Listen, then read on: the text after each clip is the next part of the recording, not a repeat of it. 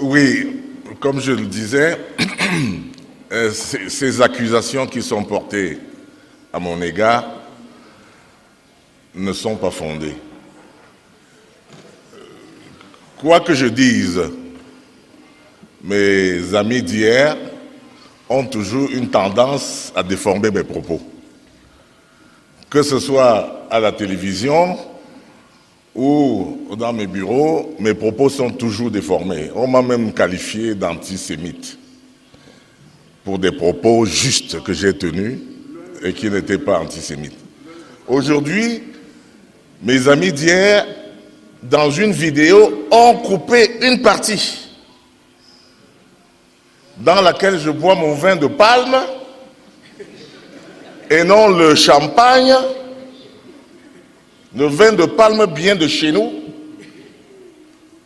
et l'ont présenté à la télévision nationale et l'ont présenté dans les réseaux sociaux et l'ont présenté partout comme étant les propos d'un membre du gouvernement qui se moque du problème dans le nord-ouest et du sud-ouest.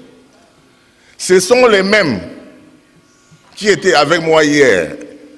Et je pense que dans cette question de la défense du nord-ouest et du sud-ouest, personne ne me démentira que j'ai été un des champions.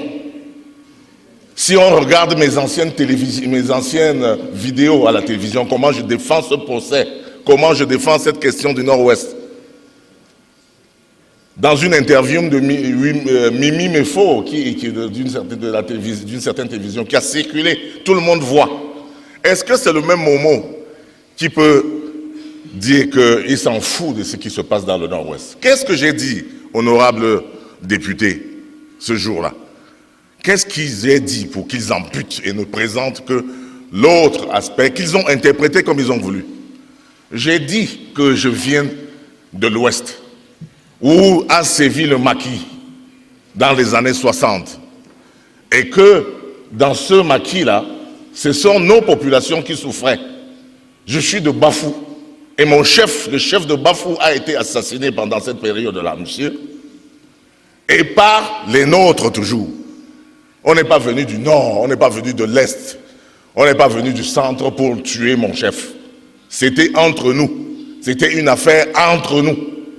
Et j'ai dit que ce qui se passe dans le nord-ouest me rappelle tristement ce qui s'est passé chez moi. Lorsque les miens ont pris les armes dans ce pays pour aller dans le maquis, c'est nous qui avons souffert. C'est nos parents qui ont dormi dans la forêt. Et j'ai dit que c'est la même chose qui se passe dans le nord-ouest. Ce sont les populations du nord-ouest qui souffrent. Et j'ai dit, messieurs et dames, que si les Ambazoniens, je n'ai pas parlé des anglophones, j'ai parlé des Ambazoniens, s'ils prennent les armes pour aller dans la forêt, est-ce que moi, ça m'empêche de boire mon vin de palme à Yaoundé? Par contre, ça empêche les populations. Je condamne et fustige les gens qui prennent les armes. J'ai défendu la cause anglophone, messieurs. Pendant qu'on n'avait pas pris les armes, j'étais l'un des premiers, quand les avocats sont descendus, quand les enseignants sont descendus dans la rue, à défendre cette position-là. Parce que c'est une position commune à notre peuple. Mais dès le lendemain, quand ils ont pris les armes, j'ai bien dit que quand on a pris les armes contre la République, on devient ennemi. Est-ce que je le dis quand je le répète ici? Est-ce que c'est faux que quand on a pris des armes contre son pays, on en devient un ennemi? Et qu'à ce moment-là, nous devons nous organiser pour arrêter l'ennemi. Parce que c'est nous qui souffrons. C'est notre peuple qui souffre.